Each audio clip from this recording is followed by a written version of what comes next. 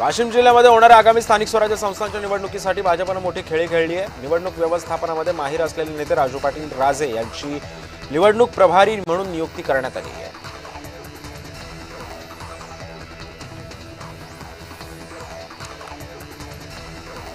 भाजप नेते कैलास गोरंट्याल यांनी नाव न घेता अर्जुन खोतकरांवर टीका केली आहे। झोपडपट्टी धारकांना पीआर कार्ड देण्याचं श्रेय आमचंच आहे। जीआर कार्डमुळे लोकांना त्यांचा मालकी हक्क मिळेल असं वक्तव्य कैलास गोरंट्याल यांनी केलं आहे।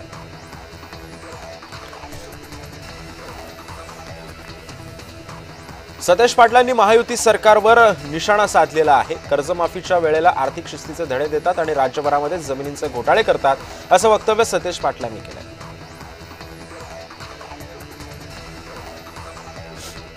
पुणे पदवीधर मतदारसंघांसाठी महायुतीतील राष्ट्रवादी काँग्रेसमध्ये आणि भाजपमध्ये रस्सीखेच सुरू असल्याच्या चर्चा आहेत। राज्याचे मंत्री चंद्रकांत पाटील यांनी पुणे पदवीधरांसाठी महायुतीचा उमेदवार जाहीर केला।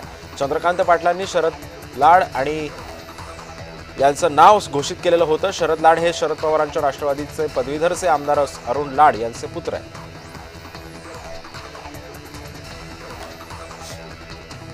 अंजली दमानिया आणि अजित पवारांवर निशाणा साधला। हिम्मत असेल तर कारवाई करा, फक्त अधिकाऱ्यांना बकरे बनवू नका असं वक्तव्य अंजली दमानिया यांनी केलेलं आहे।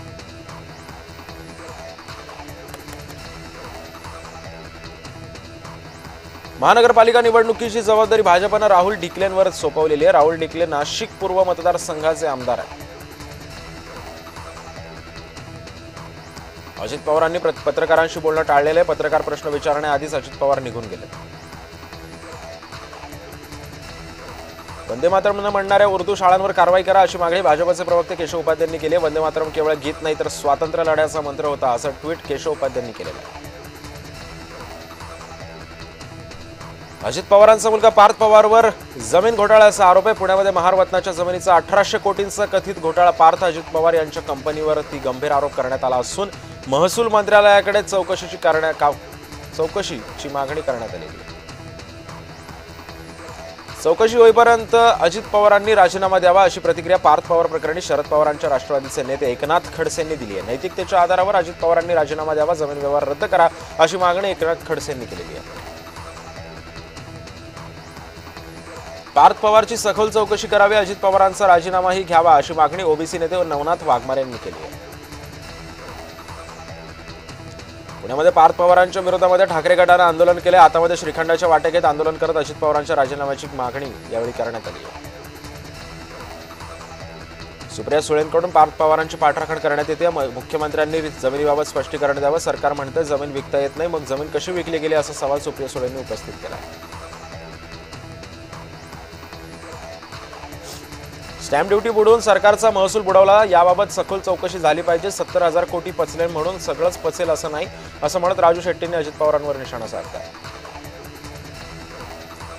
मतदार याद्या स्वच्छ व्हाव्यात यासाठी आम्ही एकत्रित आलोय। बरेच वर्ष आम्ही भाजपला सुद्धा मदत करत आलो होतो, आता चूक दाखवतोय तर आमच्यावर बोट दाखवतात असं म्हणत बाळा नांदगावकर यांनी शेलारांसह भाजपवर निशाणा साधला।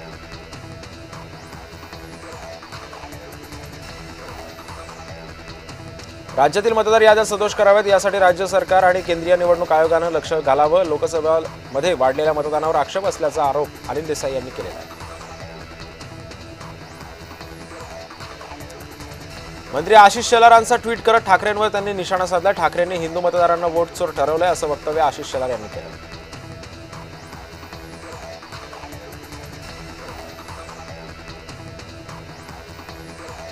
पार्थ पवार प्रकरणावर एकनाथ शिंदेंनी बोलणं टाळले। प्रश्न विचारल्यावर शिंदे प्रसार माध्यमांवरती भडकलेले आहेत।